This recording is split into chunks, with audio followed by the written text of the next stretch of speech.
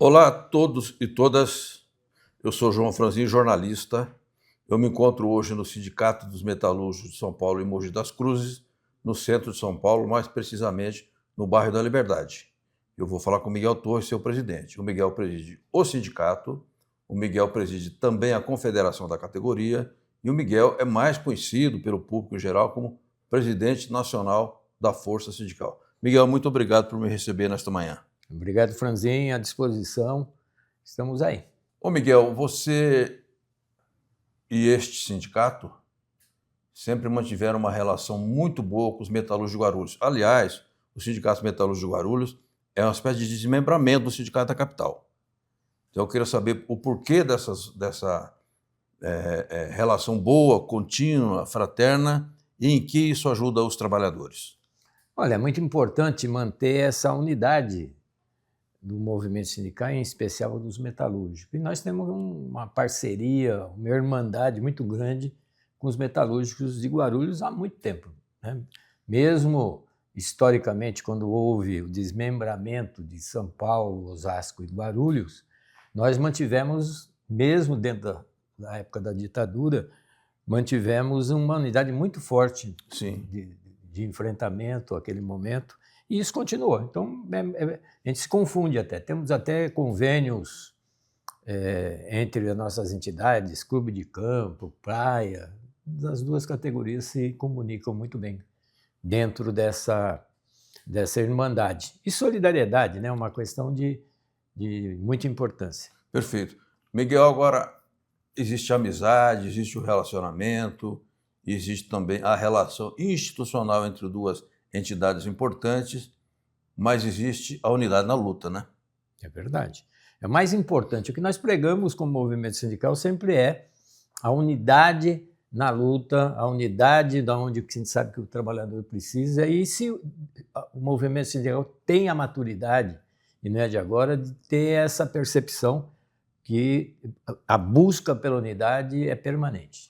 Ô Miguel, você não estava no momento em que eu cheguei, aí eu fiquei olhando aqui o que tem na parede, tem lá a Nossa Senhora Aparecida muito bonita e tem o seu registro profissional.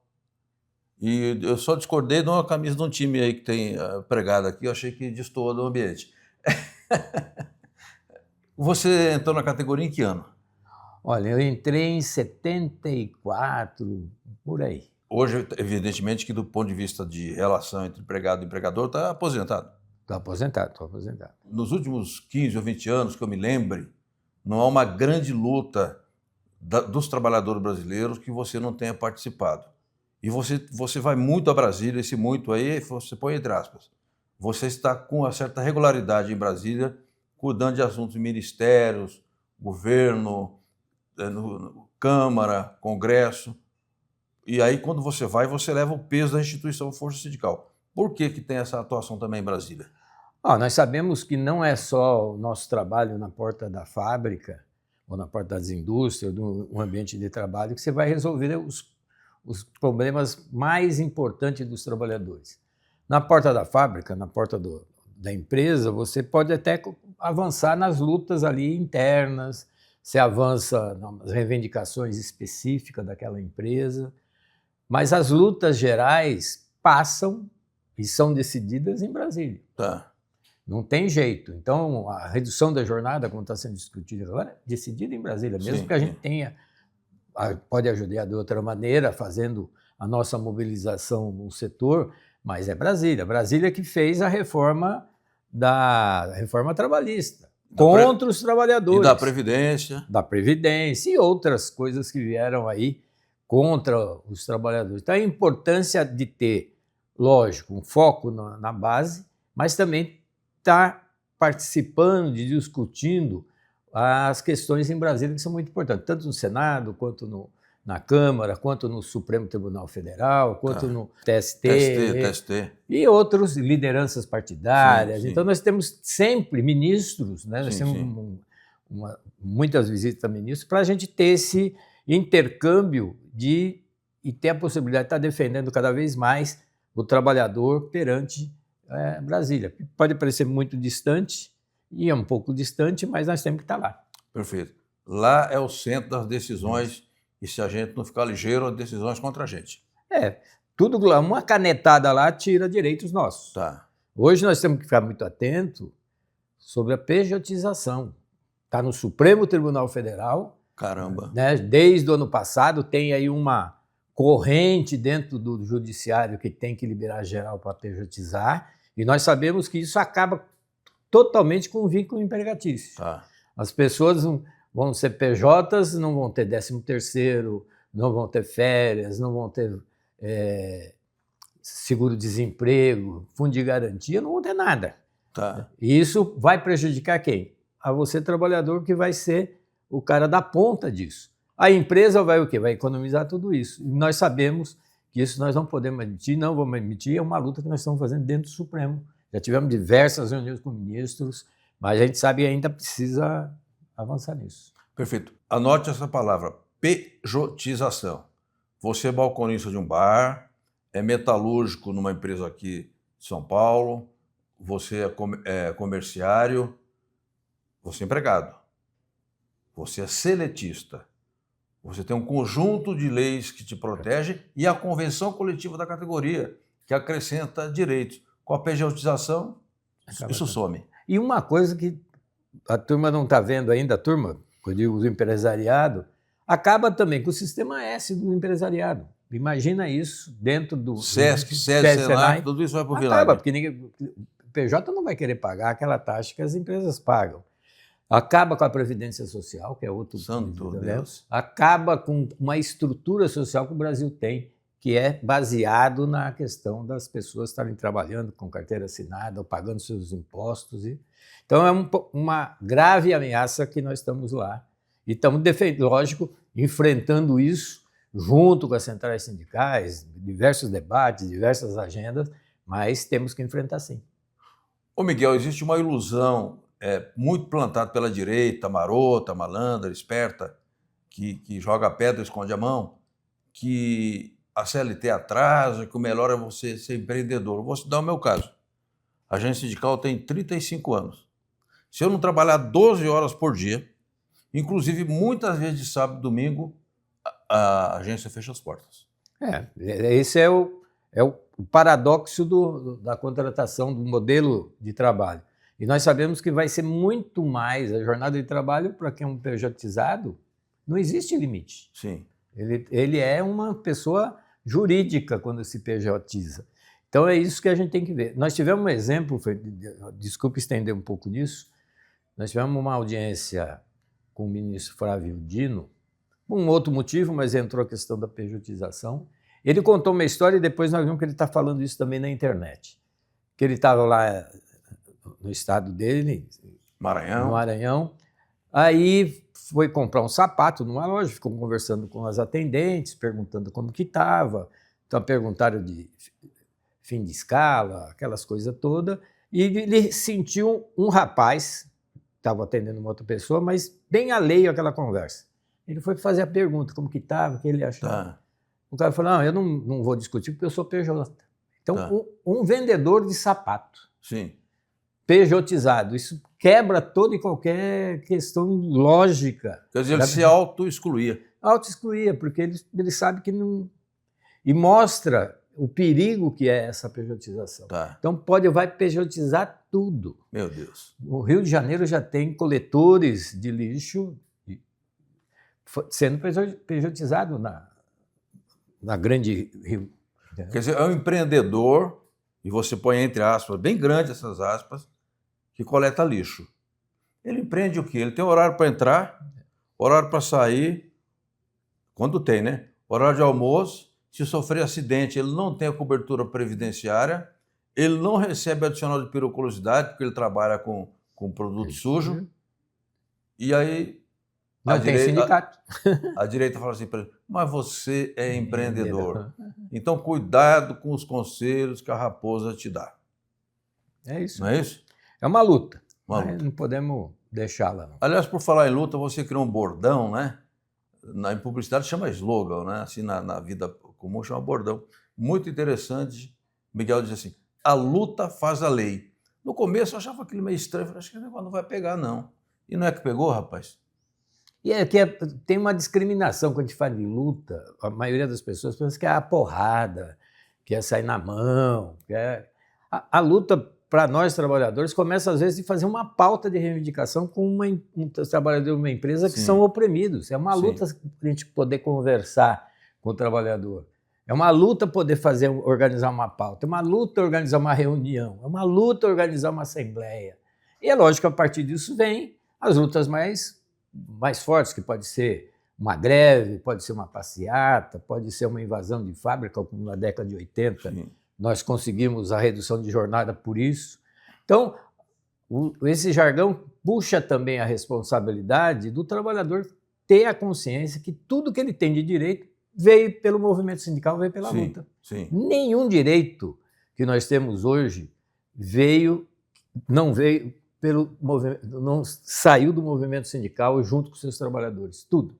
Perfeito. Não é o patrão que deu, não é o governo que deu, não é o parlamento. Eles fazem parte de uma regulamentação, mas quem começa e quem leva a luta realmente são os trabalhadores, e a luta faz a lei. Eu acho que o exemplo mais concreto e que todo mundo sabe e sente no bolso é o 13º salário.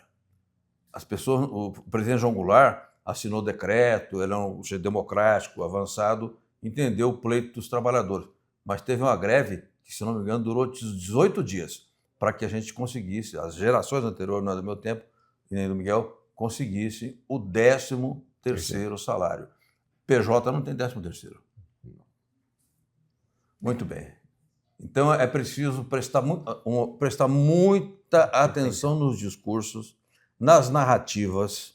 Esses Nicolas da vida, esses influencers, etc., eles usam do apelo emocional, do oportunismo e colocam assuntos em relevo, e as pessoas, pelo chamado efeito manada, que é estudado psicologicamente, ou psicologia das massas, as pessoas nem prestam atenção e dizem assim, eu gosto dele, tem razão, e nem leu o conteúdo e já sai compartilhando. E eu queria falar um pouco com o Miguel disso. Antigamente, Miguel, a gente fazia grandes assembleias, os sindicatos, aqui lotava de gente, aqui enchia tudo. Né? Os metalúrgicos, na Rua dos Metalúrgicos, de Guarulhos, enchia a Rua dos Metalúrgicos, e no ABC, idem. Eu cheguei em 1º de maio do ABC, em que falava o Lula, o Miguelzinho, o Alemão, mais 2 ou 3 camaradas lá, e tinha 100.000 pessoas, né? Ali no Vila Euclides. Hoje você não mobiliza mais presencialmente, por várias razões, nós não vamos discutir aqui, mas a mobilização se faz muito pelas redes sociais. Então eu queria saber como é que você pensa na utilização das redes sociais, sobretudo nessa luta contra a pejotização, na luta para aprovar o fim da escala 6x1 e também na luta para reduzir a jornada oficial de 44 para 40 horas. Como é que nós vamos utilizar as redes sociais? Então, esse é um desafio para o movimento sindical, são as redes sociais. Ainda nós estamos, por mais que todos os sindicatos já têm uma rede, já tem um sistema de comunicação virtual, nós ainda estamos caminhando. Tá. Eu acho que é isso, e isso caiu a ficha para o movimento sindical disso. Lógico que não é só a rede social que vai resolver os problemas, tem que ter uma coisa casada com o trabalho de base, que não tem jeito de se não estar na base. Tá. E essa informação ela tem que ser muito bem passada à sociedade, porque não é só o trabalhador, a gente tem que passar para a sociedade também, como é importante ter o trabalhador protegido, o trabalhador tendo um sindicato forte, o trabalhador tendo as conquistas avançando, porque isso fortalece toda a sociedade e a democracia.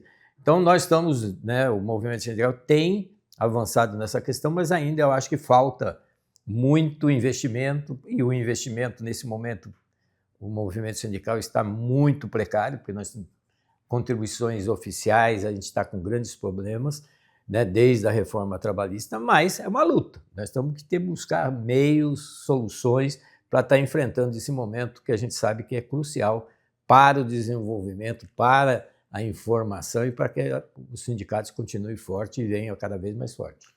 O que o Miguel falou a respeito do custeio sindical, é importante o trabalhador ter noção. Por quê?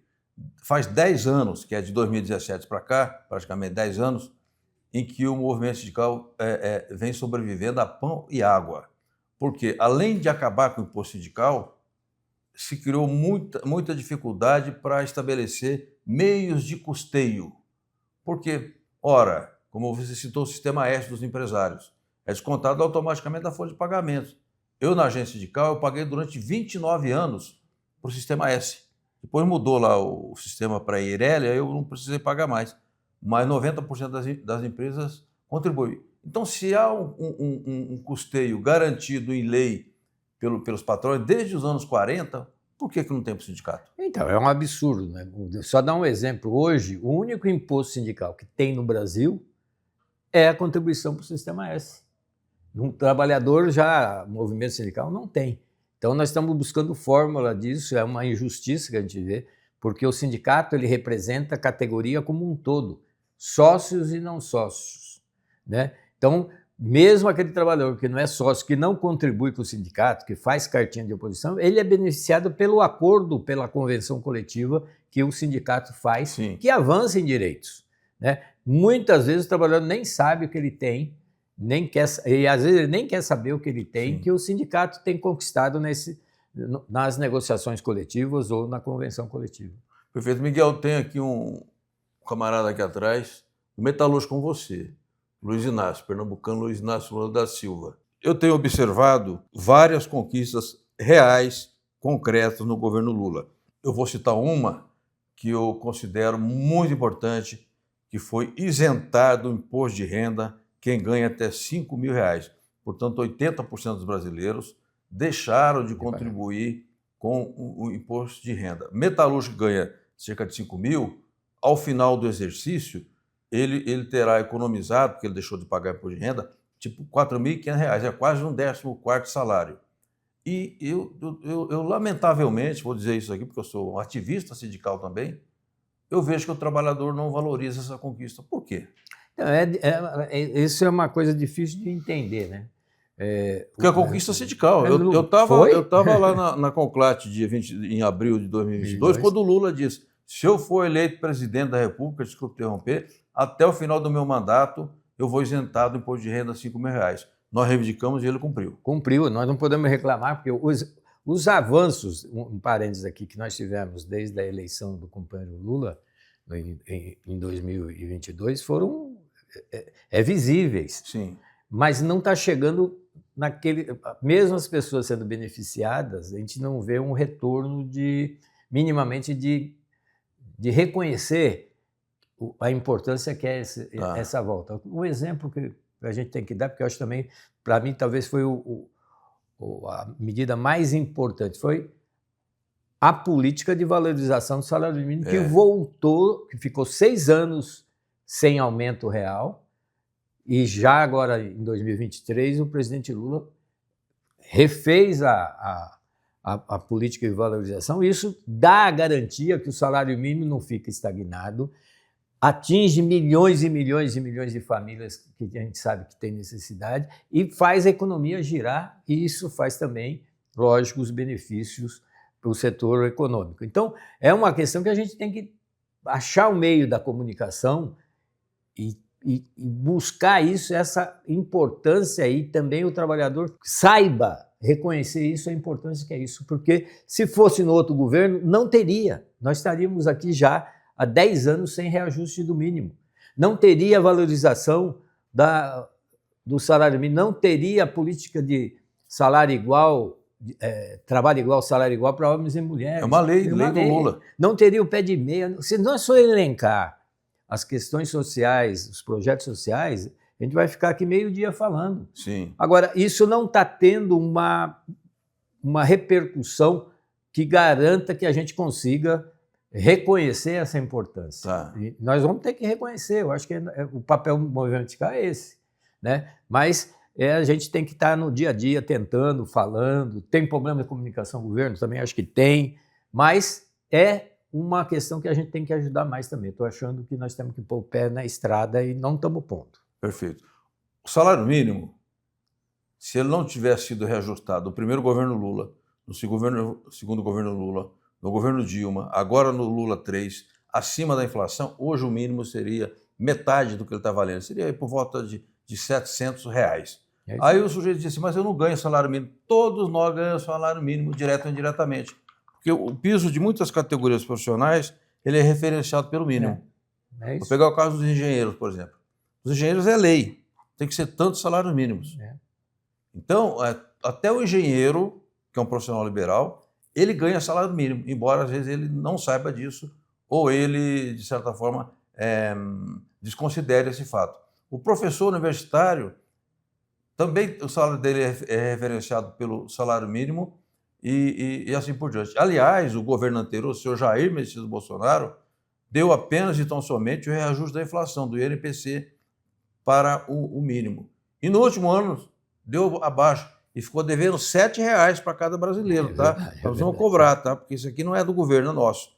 Então, o salário mínimo ele tem repercussão nacional. E depois outra coisa, aquece o mercado interno, né, Miguel? Lógico, a economia gira todo mundo. O empresário ganha, a sociedade ganha. Então, é uma política que a gente tem que valorizar no nosso dia a dia. Podia ser melhor, lógico, se tivesse condições melhores, Claro. Né?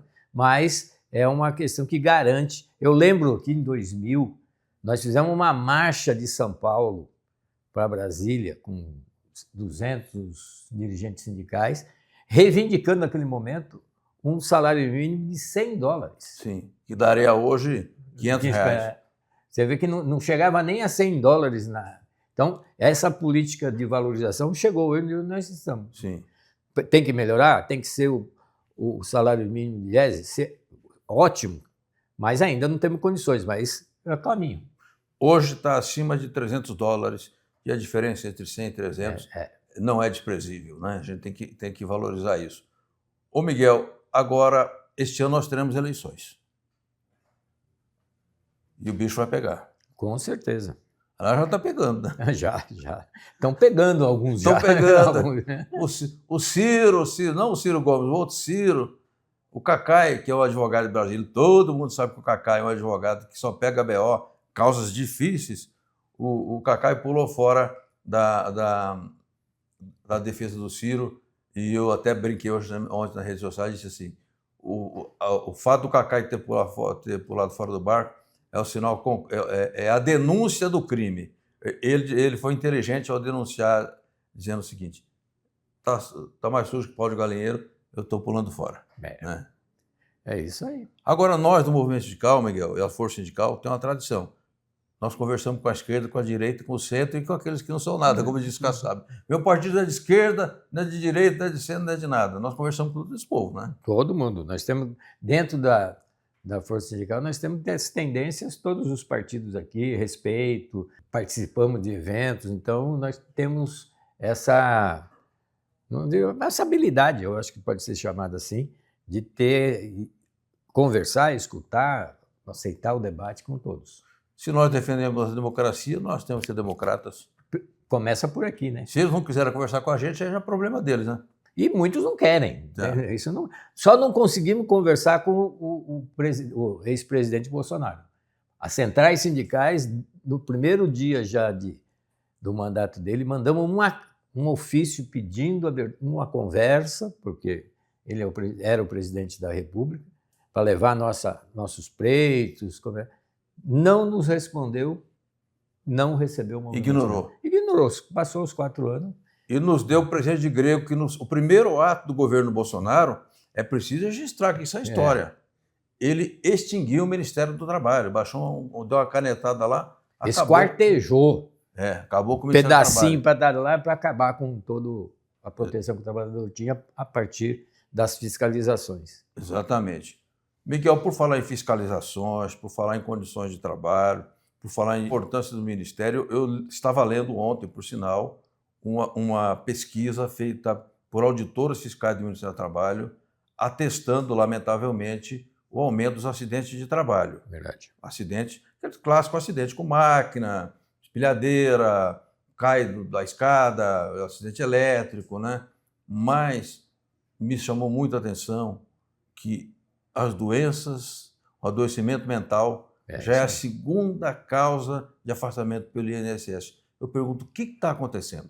Eu acho que essa pressão, vamos dizer, mundo moderno, as altas tecnologias que estão entrando, estão também ajudando a acontecer isso. Vem muita pressão da chefia, muita cobrança, e a pessoa vai entrando num parafuso e não consegue sair. Coisas que no passado até tinha alguma coisa relacionada a isso, mas você não tinha notícias da gravidade. Sim. Isso foi acarretando, e na minha opinião, é que essa questão do mundo ser mais competitivo, obrigar mais o trabalhador a ficar focado no seu trabalho de uma maneira sem descanso. A jornada de trabalho também exaustiva de 44 horas é exaustiva para o mundo moderno que nós temos, ajuda a pessoa a ter problemas mentais. Né? Então nós estamos batalhando para a implementação da NR1, que conseguimos encaixar a questão da saúde mental nela, com muita resistência patronal. Sabemos que tem que ter adequação. Adiou 3 vezes, hein? Adiou 3 vezes. Sabemos que tem que ter uma adequação para implantar, mas não podemos abrir mão dela. E já está, né, os sindicatos já estão se preparando para atuar nessa questão e tem que se aperfeiçoar, porque é uma questão, até para o movimento sindical, nova. Tá. Nova. A realidade que nós temos é o acidente clássico, né? Cai, quebra, né? Tem um corte. Agora, a questão mental, ela vem de 5 anos para cá, crescendo de uma maneira que vai se tornar, se a gente não tomar cuidado, um sério problema para a sociedade como um todo. Vai virar uma epidemia. Foram 400 e tantos mil afastamentos, quase 500 mil afastamentos o ano passado por doenças de origem emocional e adoecimento mental, digamos assim. Fora que muita gente não procura. É verdade. Porque se procurasse, tinha mais... Às vezes tem até vergonha de procurar, de falar que está com algum problema, de conversar, né, com uma psicóloga, com alguém que possa estar ajudando. Se tiver com dificuldade, com receio, procure o sindicato. Né, isso aí. Procure. Todo sindicato está de portas abertas para receber as pessoas. Tem não só esse, mas outros problemas também. Procure. Se for o caso de encaminhar juridicamente, se encaminha juridicamente. Se não achar uma mesa redonda com a empresa, né? Lógico. E também a assistência que tem o sindicato de apoio a esses problemas. Ô Miguel, quando eu cheguei em São Paulo, eu fui trabalhar numa metalúrgica aqui no Cambuci, na Rua Freire da Silva.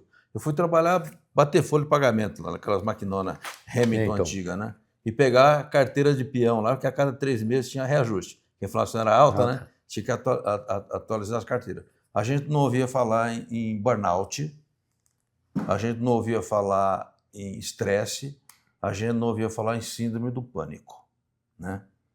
Então, as condições... O maquinário hoje não é mais um maquinário tão violento como era naquele tempo. Eu lembro que eu trabalhava no setor de injeção de plástico e era muito comum as meninas, em época de menstruação, que elas estavam mais fragilizadas, perdendo sangue, desmaiar por causa do calor. Então, era um ambiente muito hostil. Esse ambiente melhorou, né?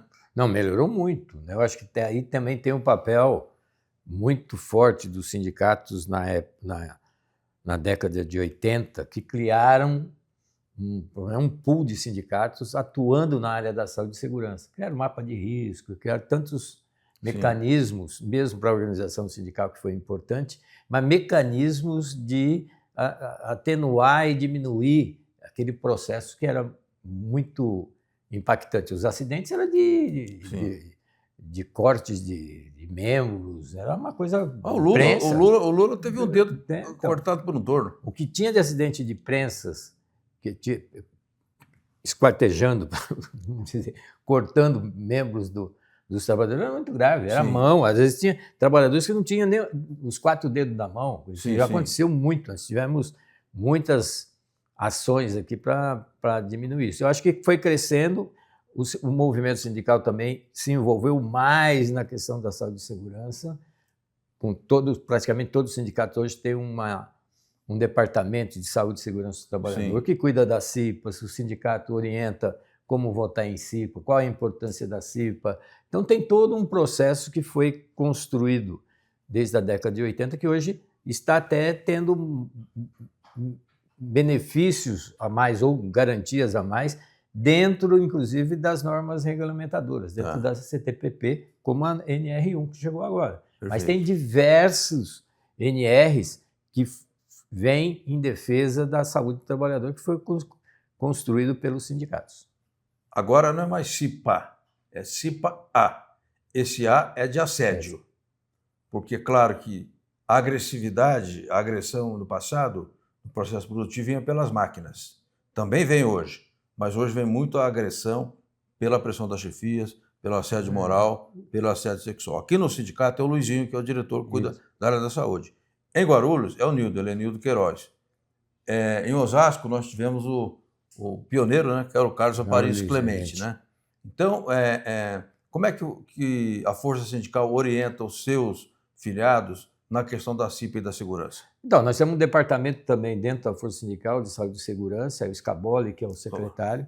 Scaboli, que é dos químicos. Dos químicos, E eles têm feito um trabalho assim de construção e de aproximação com o movimento sindical do Brasil todo. Então, esses dias teve um evento aqui na nossa sede com os técnicos de segurança de trabalho, com auditores fiscais do Ministério do Trabalho que estão entrando e com os trabalhadores e dirigentes sindicais. Mais de 400 pessoas passaram aqui. Então, mostra que o trabalho está sendo feito. Sempre precisa melhorar, se atualizar, mas está num crescimento e o envolvimento dos diretores responsáveis por cada sindicato nessa área tem crescido e tem demonstrado a importância que cada sindicato tem. Ô Miguel, quando eu comecei no movimento sindical, a palavra negociação era praticamente ausente. Eu trabalhei no setor têxtil, tinha muita fábrica pequena, né? 10, 12 empregados, que o próprio dono ia lá abrir a fábrica de manhãzinha, 5 da manhã, e quando você chegava com a pauta de reivindicações, ele até se assustava. Ele dizia assim, tá aqui a pauta e o senhor vai ter que comparecer no posto do trabalho, quinta-feira, às 15 horas. O patrão até se assustava com a palavra negociação. Hoje, felizmente, a negociação já está presente no vocabulário sindical e no do patronal. Mas o patronal tem negociado ou tem negaciado? Não, as negociações estão ocorrendo. Tem alguns setores econômicos que têm alguma dificuldade, né? Mas eu tenho visto e acompanhado a evolução e a valorização da negociação coletiva. Né? Mesmo o patronato pode ser mais intransigente, mas ele sabe que tem que fazer uma negociação. Isso mostra, né, a maturidade entre capital e trabalho para avançar. Isso não quer dizer que você está cedendo ao patrão seus direitos. Não, você está negociando. Negociar é implantação, negociar é tempo para implantar, é tempo para poder, é tempo também de a gente escutar as reivindicações do patronato, que tem muitas vezes. Nós tivemos negociações, só para um exemplo, de o patrão chegar numa mesa de negociações, ou trazer um bolo de atestado desse tamanho, falando, como que eu vou produzir desse jeito? Aí você vai ver, tinha muita... Né? Nem que todos ali faziam de sacanagem, mas tinha muita sacanagem também. Então nós tínhamos que... E o movimento sindical sério sabe identificar e sabe também combater essas coisas que a gente sabe que não são certas e até prejudicam, né, as negociações ou o diálogo entre as partes. Mas a valorização, com certeza, a negociação, com certeza, ela veio para ficar e é tema, inclusive, de uma reforma sindical que nós estamos trabalhando com as centrais, do fortalecimento das negociações coletivas como principal tripé dessa mudança. Ao trabalhador e à trabalhadora, porque às vezes a gente coloca as coisas no âmbito do abstrato, não vamos no concreto, no real. Toda PLR, acordo de participação no lucro e ou resultados, todo acordo é precedido de uma negociação, não é, Miguel? É verdade. Precisa de uma pauta. A lei exige, né? A lei exige, precisa de uma pauta, essa pauta é construída com os trabalhadores, discutida e tem uma comissão junto com o sindicato que a gente faz as negociações. Ô Miguel, eu estou há muitos anos no movimento sindical e às vezes me perguntam assim, por que você trabalha para o movimento sindical, não foi trabalhar para uma ONG, trabalhar para um partido, trabalhar para uma empresa? Eu digo, olha, porque o sindicalismo é a única organização do sistema capitalista que ajuda a distribuir renda na base. Quando consegue um aumento real, quando consegue uma equiparação salarial numa empresa, quando consegue um direito, uma PLR, isso tudo distribui renda. Somos os únicos que fazemos isso no capitalismo, viu, Miguel? É isso mesmo, concordo com você. O movimento sindical tem essa função também de levar isso nas negociações, sempre trazer o benefício não só para os seus representados, mas isso tem uma repercussão na sociedade, e essa que nós estamos vendo. E isso existe também uma questão importante, é que as negociações elas são parâmetro para outras categorias que ainda não fizeram a sua negociação naquele ano. Então, sempre tem um parâmetro de evolução, um parâmetro de melhorias que pode ser implementado com outros setores econômicos. Logo começou essa questão da PLR, eu me lembro que nós, em Guarulhos, né, o sindicato fechou um acordo muito bom, numa empresa, não sei se era na VEG, numa empresa dessas daí. E aí era um valor razoável. E aí nós perguntamos, fomos entrevistar o trabalhador beneficiado. O que você vai fazer com esse dinheiro? Ele morava numa casa, né? Ele disse, rapaz, eu sempre quis fazer um aquário aqui na minha casa, mas não comprar um aquário pronto, eu sempre quis construir um aquário. E agora eu vou conseguir construir esse aquário aqui para os teus filhos e tal. Às vezes construir um aquário é o sonho da pessoa. Uma questão individual dele, um sonho mesmo, um projeto dele. Né? E foi o sindicato que propiciou. É isso, o sindicato, essa é a discussão que a gente precisa ter mais com a sociedade, ela entender, porque uma PLR, as PLRs, que se você juntar o que Osasco faz, Guarulhos faz, São Paulo faz, cada sindicato consegue levar para a economia, beneficia toda a região. Beneficia o comércio, beneficia a indústria, beneficia categorias que não têm acordo, mas são beneficiadas pelo reflexo das PLRs. Então, é muito importante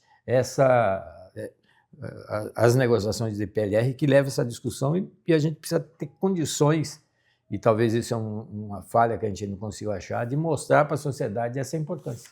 Movimenta a roda da economia e fortalece o mercado interno. Nenhum país se desenvolve sem mercado interno forte, né, Miguel? É isso aí. E o Lula tem provado isso. Feito tudo que ele está fazendo de fortalecer o mercado interno, por isso que nós não estamos em crise financeira.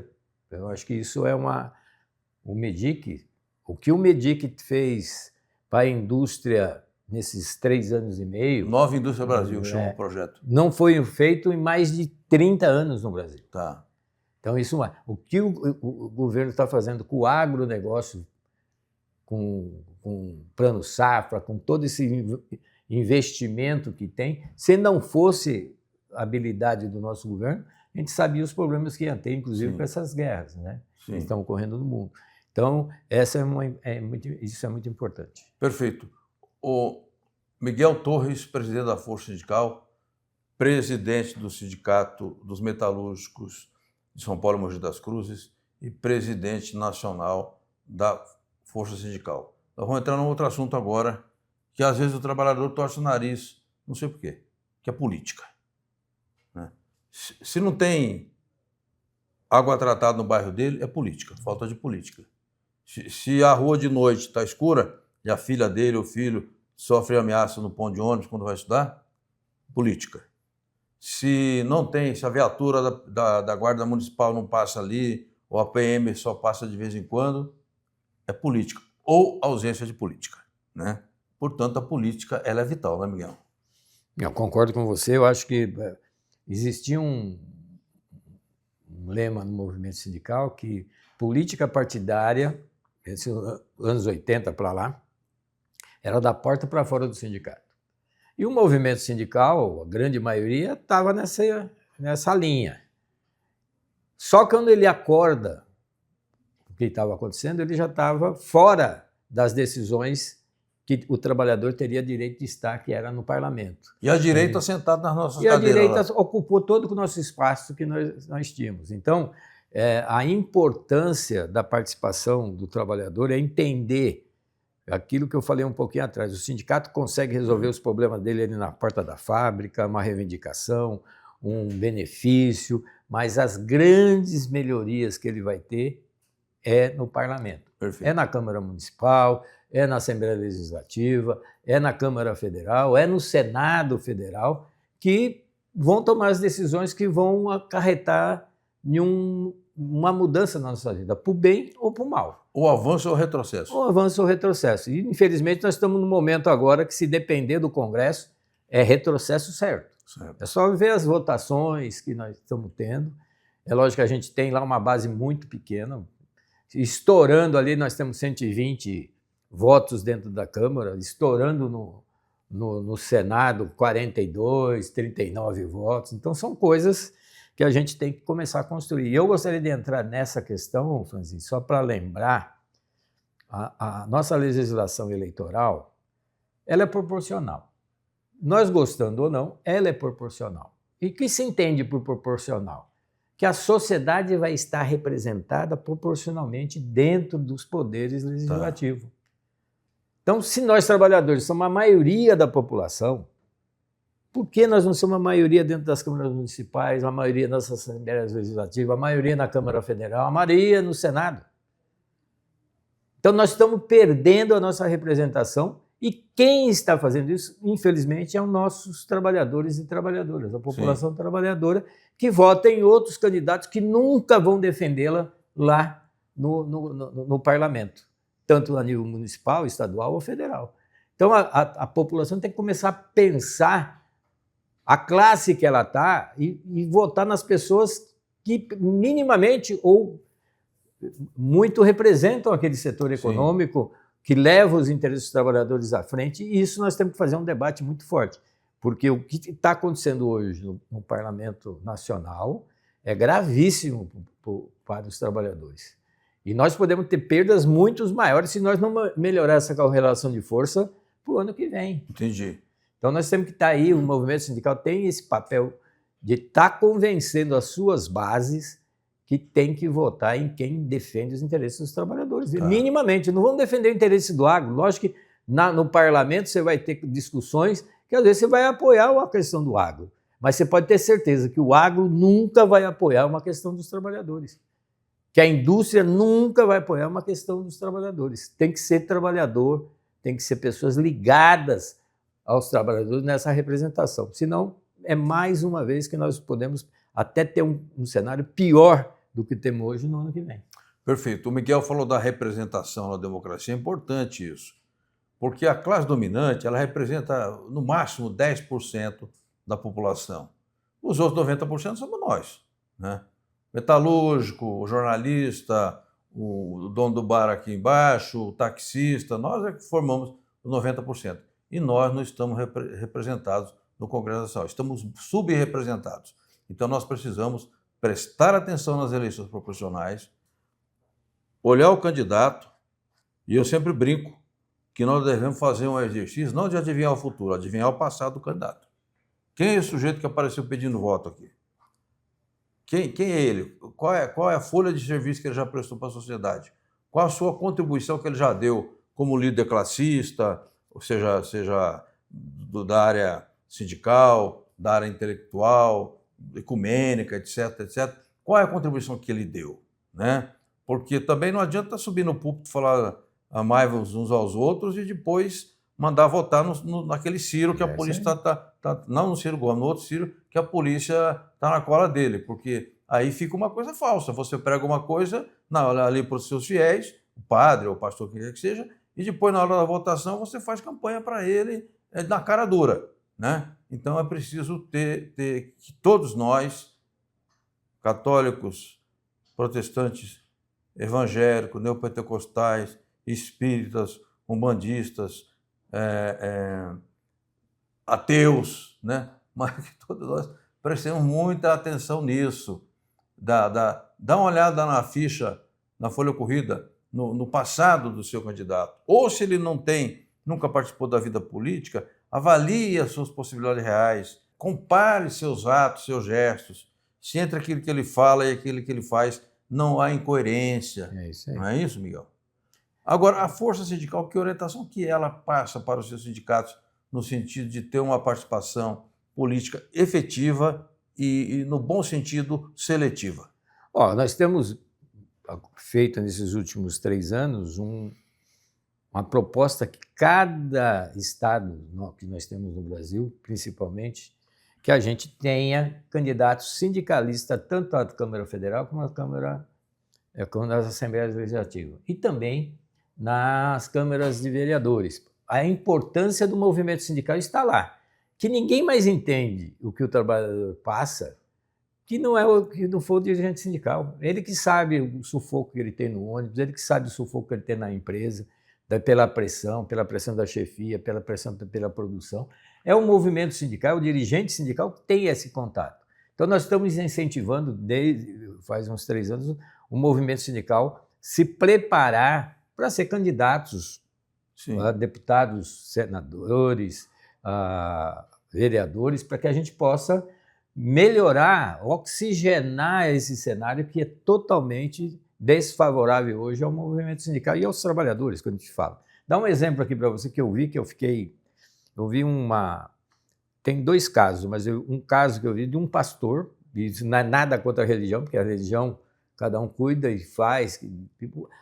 Todas as religiões, para mim, são boas porque ela fala em amor, fala em perdão. Fraternidade. Quem muda elas são os homens. Né?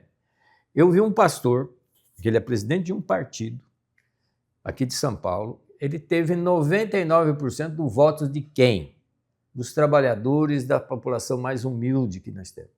E ele falando contra o fim da escala 6x1, contra a redução de jornada, até insinuando que tinha que trabalhar mais. As pessoas precisam trabalhar mais para poder se desenvolver. Praticamente ele queria que voltasse a Lei Áurea, se deixasse ele ia voltar. Então, essa questão que a gente tem que começar a discutir com as pessoas. Uma pessoa que é eleita por um contingente quase 100% de trabalhadores, da população mais humilde, uma pessoa dessa vem contra aquilo que vai beneficiar essas pessoas. Então, é esse senso que nós temos que começar a trabalhar e mostrar. Às vezes, eu sei que é difícil quando a gente fala de religião, mas nós temos que ter a competência de estar falando com as pessoas, mostrando a incoerência e puxando nisso que você falou. Passado da pessoa, o que ele fez e o que ele está se propondo a fazer, mas principalmente o passado dele, porque é uma maneira de avançar. Miguel Torres, presidente da Força Sindical, nós nos encontramos aqui hoje no centro de São Paulo, conversando uma manhã fria, né, de outono, não gelada, mas fria, e vamos falar de política e da importância da gente prestar atenção no comportamento dos políticos. O governador de Minas Gerais, que é um burguês, um ricaço, que nunca pegou no pesado, ele falou esses dias o seguinte: tem que rever a lei. Qual é o problema de criança trabalhar? Você viaja na Suécia, a criança trabalha? Não. No Japão, a criança trabalha? Não. Estuda, se prepara para ter uma profissão, mas não tem trabalho na infância.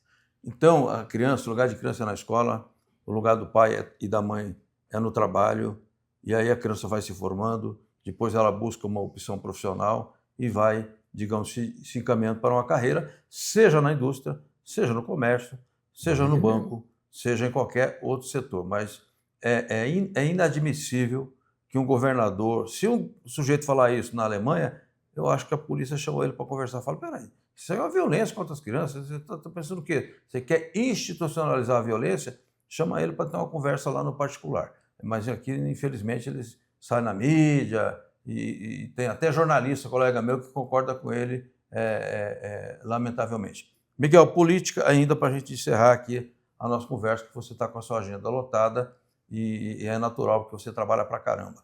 Cogita-se o seu nome, então você seria hoje pré-candidato a deputado federal. Eu queria que você comentasse se você está considerando essa possibilidade efetivamente, qual partido, quais os compromissos. Não, essa possibilidade existe, né? Está posta. Estou filiado hoje ao PDT. O que me aconteceu, que travou um pouco essa andança, porque eu tive um problema de saúde. Estão acompanhando, devo ter bem solucionado agora no mês de maio, mas a pré-candidatura ela existe. Vou começar a conversar com muita gente. Agora, a minha candidatura, que eu quero propor ao movimento sindical, ela é exclusiva desse momento para o movimento sindical, do ponto de vista. Não é uma campanha tradicional que você tem que contratar lideranças de bairro, time de futebol. Isso, para mim, não vai resolver. Eu quero trabalhar o movimento sindical, Tá. mostrando o que nós podemos fazer, porque eu acho que é importante. É lógico que eu sozinho não vou resolver, mas nós temos outras candidaturas pelo Brasil, pré-candidaturas pelo Brasil, que podem nos ajudar. Que a gente tenha realmente uma melhoria nessa composição, nessa correlação de força que nós temos hoje dentro da Câmara Federal. Agora, o objetivo principal é os direitos dos trabalhadores, é preservação e ampliação de direitos e também uma legislação do movimento sindical que garanta que o movimento sindical possa ter suas atividades e ter também as suas contribuições. Essa é a nossa base principal que nós vamos estar trabalhando. Perfeito. A maioria da população brasileira hoje é de mulheres, o eleitorado também é de mulheres. Todo mundo no Dia da Mulher faz aquela média, tem a gente que entrega rosa, depois entrega espinho o resto do ano, né? E eu queria que você se dirigisse às mulheres no sentido de valorização das companheiras e também chamando a mulherada para participar da política como candidata, né? Vereador, deputado estadual, deputado federal, Senado, etc., mas participar mais do processo político e também do sindicalismo. Queria que você deixar como uma última mensagem.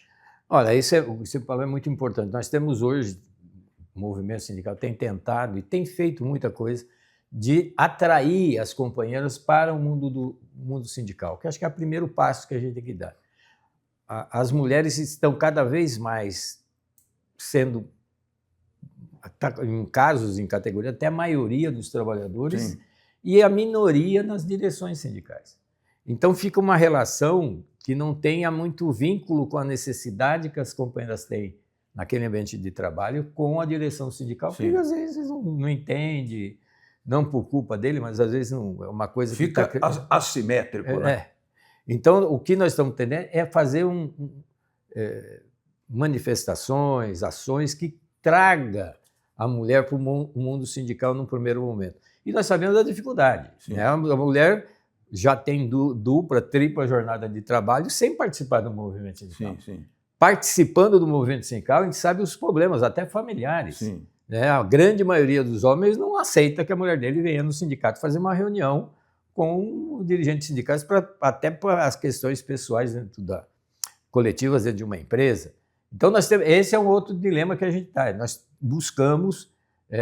escrevemos companheiros participar, mas na hora da participação a gente vê que a quebra é muito grande. Tá. Mas nós temos que achar caminhos. Então, uma tarefa que nós temos aqui no nosso sindicato é achar caminhos de buscar essas companheiras para elas estarem participando, dando a sua contribuição, para que a gente possa representar e elas fazerem parte Sim. também da representação. Sim. Que isso a gente sabe que hoje a participação da mulher no movimento sindical como dirigente é mínima. Sim. Né? Então, nós temos que trazê-las até por isso, porque elas têm o conhecimento, a sua sensibilidade, o que ela passa no seu dia a dia, a gente precisa trazer para que a gente, conjuntamente com ela, podemos avançar na ampliação dos seus direitos, que a gente sabe que é muito. Essa questão do feminicídio é um negócio absurdo que está acontecendo no Brasil. É crime hediondo, absurdo. Absurdo. E nós podemos, como ajudar nisso? Temos sempre que conscientizar a população masculina que é isso. Sim. Nós temos que ousar enfrentar isso também, essa população que muitas vezes tem uma cabeça muito machista que não consegue entender, mas é obrigação nossa. Mesmo sabendo das dificuldades, nós temos que fazer. Sim. Então, eu vejo que o movimento sindical tem feito muitas ações de atrair companheiras. Eu acho que a questão das rosas ficou um pouco para trás, acho que hoje tem mais participação, mas ainda é pouco. Nós precisamos ter uma ampliação e fazer também os dirigentes sindicais colocarem, trazerem e convencerem as mulheres a participar, inclusive, das suas diretorias. Né? Nós temos aqui na Força, da nossa direção, que deve ter em torno de 200 e poucos dirigentes, nós conseguimos 30% de mulheres. Já é um avanço. Né? Ainda nos quadros decisivos deve ter 20 e pouco, mas a dificuldade na hora de você fazer a chapa é muito. Você tem que procurar ver, às vezes pescando, trazendo, porque não tem, né, nas direções sindicais um número que a gente possa estar confortável de estar conversando. Perfeito. Miguel, para finalizar, quero lhe dizer que o presidente Cabeça, Jorge Rinaldo de Barros, o Chorão, o Ricardo, as meninas da diretoria, todas lhe mandaram um abraço. Obrigado. Com muita expectativa e força e energia para que a sua saúde se restabeleça plenamente e que a gente veja agora, depois de eleito, a gente veja no final do ano você correndo a São Silvestre. Tá? Oh, isso faz parte, hein? Mas obrigado, Franzin. Eu só queria deixar aqui uma mensagem que eu acho que a gente precisa tocar nisso com muita seriedade. O movimento sindical ele tem feito um trabalho excepcional desde 1917 para cá, vamos dizer, excepcional, enfrentando polícia, enfrentando a repressão, enfrentando o patrão, conquistando, mantendo o direito, mas tem um trabalho excepcional do ponto de vista de construção. Mas nós temos um problema sério no movimento sindical, que o movimento sindical ele não consegue contar a história do movimento sindical. Entendi. Né? Ele não consegue contar, você citou o exemplo aqui do 13º, contar o que foi a luta pelo abono de Natal, que se transformou no 13º. Né? O nosso sindicato aqui ficou cercado pela polícia, acho que 15 dias na Rua do Carmo, Santo Deus, do pessoal não poder sair. Então, o movimento sindical tem que começar a aprender a mostrar ao trabalhador a importância que tem o sindicato. E a importância é mostrar que o trabalhador tem. Ele está sendo beneficiado. É mostrar que aquele benefício que ele está tendo foi fruto da luta do movimento sindical. E às vezes o movimento sindical faz uma grande assembleia por um aumento real, por uma conquista ali específica de uma fábrica, e não para um minutinho para mostrar um pouquinho da história das conquistas que tem na categoria, que tem no Brasil, que tem até naquela empresa. Ele não fala. Não fala num dirigente sindical, às vezes por ciúmes, sei lá, mas que passou ali, que construiu uma base para ele estar ali falando. Então, o movimento sindical tem que começar a, nesse patamar, ser mais maduro nessa questão. Nós precisamos informar o trabalhador, passar para ele. E eu não culpo o trabalhador, tem muita dirigente que está culpando o trabalhador. O trabalhador que entrou para trabalhar com carteira assinada depois de 1988 sabe muito pouco da luta sindical. Tá. Porque até 88, durante o regime militar, a luta era muito constante, você tinha lutas diárias, era enfrentamento, então o trabalhador tinha um envolvimento. 88, que consolidou todas aquelas conquistas que nós estamos vendo, inclusive a redução de jornada na Constituição, o trabalhador de hoje, ele entra já numa fábrica com 40 horas, ou 44. Restaurante, refeitório. Restaurante, tem refeitório, e ninguém fala. Então, o que a gente precisa fazer é acessar esse trabalhador que está ali entrando na empresa, mostrando o que ele tem e por que tem. E quem fez, não é problema nenhum. Eu vou falar aqui da importância que o Joaquinzão teve aqui nesse sindicato, né? No enfrentamento à ditadura. Nós temos que começar a mostrar ao trabalhador isso. Porque o que está acontecendo, por exemplo, hoje o que está acontecendo hoje, as empresas estão absorvendo ou cooptando todas as nossas conquistas. Tá. Ela entra, vai precisar de um profissional, vai precisar de um operador de máquina, um mecânico de manutenção. O que ela coloca nas redes hoje, que é mais rede, né, jornal, preciso desse profissional, a empresa oferece. Cesta básica, convênio médico, PLR, ambiente seguro, mais algumas coisas. Plano de carreira. Plano de carreira. O trabalhador, quando entra lá, e ninguém vai falar para ele que não é aquilo, é a empresa que deu. Tá.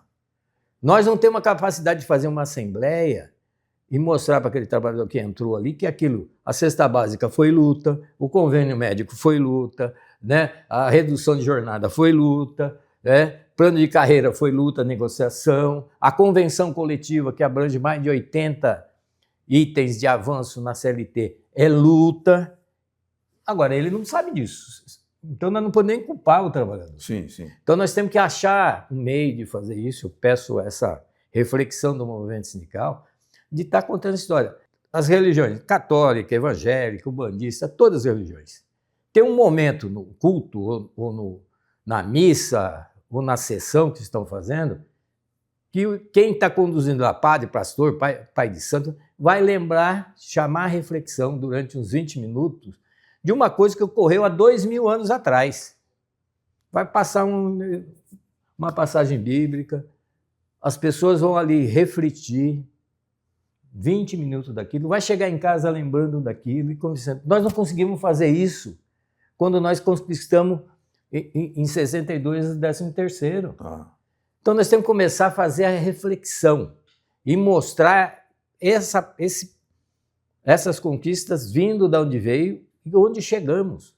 Então essa é a minha última palavra aqui para o movimento sindical. Estamos juntos e a luta faz a lei.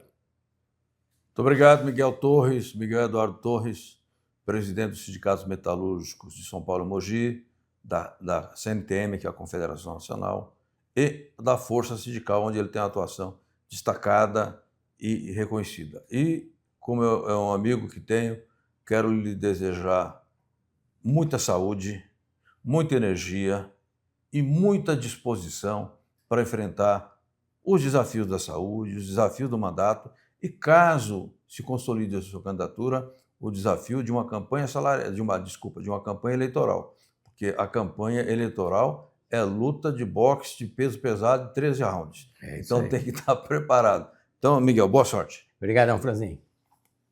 A luta faz a lei. A luta faz a lei.